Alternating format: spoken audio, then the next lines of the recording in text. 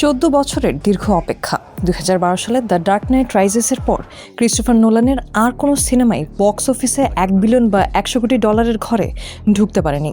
2023 সালে Oppenheimer box অফিসে ঝড় তুললেও $975 মিলিয়ন এসে তাকে এক বুক আক্ষেপ নিয়ে থামতে হয়েছিল। কিন্তু এবার নোলান যেন সব রেকর্ড ভাঙার পণ করেই মাঠে নেমেছেন। গ্রিক মহাকবি হোমারের ওমর সৃষ্টিকে বড় পর্দায় এনে বক্স অফিসে রীতিমতো সুনামি বইয়ে দিয়েছেন এই অস্কারজয়ী নির্মাতা। ভাবা যায় মুক্তির মাত্র 3 সপ্তাহের মধ্যেই $1 বিলিয়ন মাইল ফলক ছুঁয়ে ফেলেছে তার নতুন সিনেমা দ্য ওডিসি। আর চতুর্থ সপ্তাহে এসে এটি পরিণত হয়েছে নোলানের ক্যারিয়ারের সবচেয়ে ব্যবসা সফল সিনেমায়। নিজেরই বানানো দ্য ডার্ক নাইট রাইজেসের $1.08 বিলিয়ন রেকর্ড ভেঙে দ্য ওডিসির বিশ্বজুড়ে আয় এখন $1.1 বিলিয়ন। গ্রিক রাজা ওডিসিউসের চরিত্রে ম্যাট ডেমনকে নিয়ে নোলান এমন এক মায়াজাল তৈরি করেছেন যা দেখতে দর্শক দলে দলে হলে ছুটছেন। তবে সিনেমাটির সবচেয়ে বড় চমক কিন্তু এর মেকিংয়ে। ইতিহাসের প্রথম সিনেমা হিসেবে এর শুরু থেকে শেষ পুরোটাই শ্যুট করা হয়েছে আইম্যাক্স ক্যামেরায়। আইম্যাক্স ক্যামেরার বিকট শব্দের কারণে যা একসময় অসম্ভব ভাবা হতো, নোলান নতুন প্রজন্মের কম শব্দের ক্যামেরা দিয়ে সেই অসম্ভবকে সম্ভব করেছেন। ফলে মহাকাব্যের বিশালত্ব একদম নিখুঁতভাবে ফুটে উঠেছে বড় পর্দায়।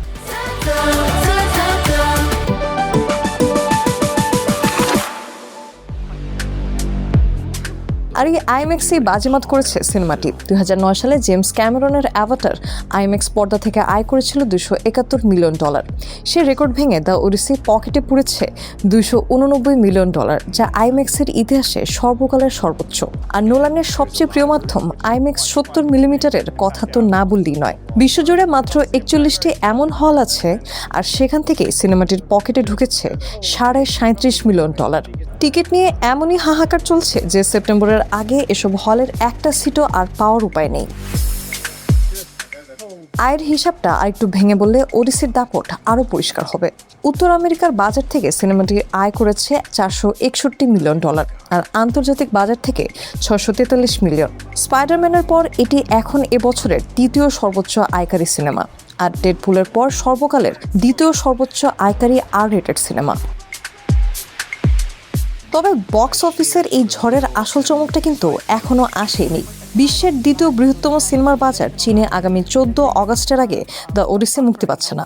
অথচ সেখানে মুক্তির আগে আইম্যাক্সের প্রিভিউ শো থেকে প্রায় $6.3 মিলিয়ন তুলে নিয়েছে ছবিটি। মুক্তির চতুর্থ সপ্তাহে এসেও বিশ্বব্যাপী $110 মিলিয়ন আয় প্রমাণ করে বক্স অফিসে নোলানের এই রাজত্ব এখনই শেষ হচ্ছে না। মাস্টারপিস সিনেমা বানানোর পাশাপাশি বক্স অফিসের রাজত্বটা কিভাবে নিজের দখলে রাখতে হয়, সেই খেলায় তার চেয়ে বড় জাদুকর হলিউডে আর কেউ নেই।